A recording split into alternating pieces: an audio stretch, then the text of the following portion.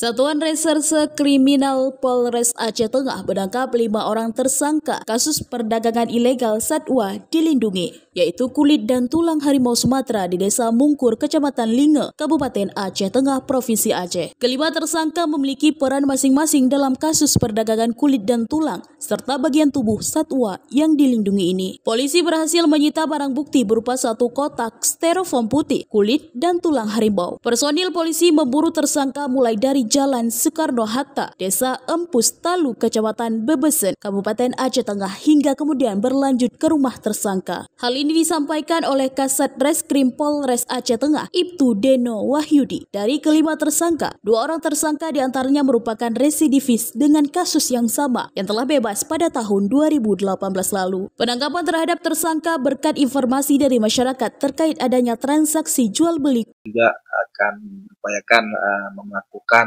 sosialisasi, kemudian peringatan-peringatan melalui spanduk dan sosialisasi kepada masyarakat agar tidak melakukan pemburuan terhadap hewan dilindungi, karena itu menjaga ekosistem kita.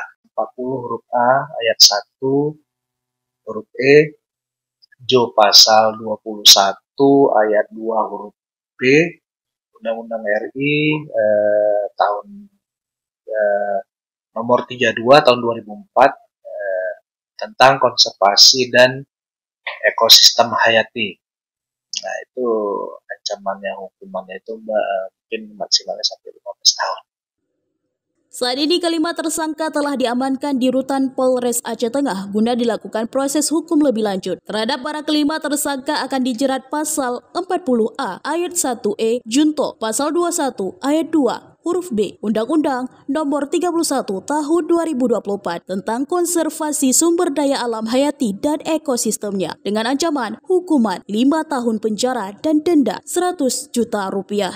Dari Kabupaten Aceh Tengah, Tim Liputan melaporkan untuk Puja TV.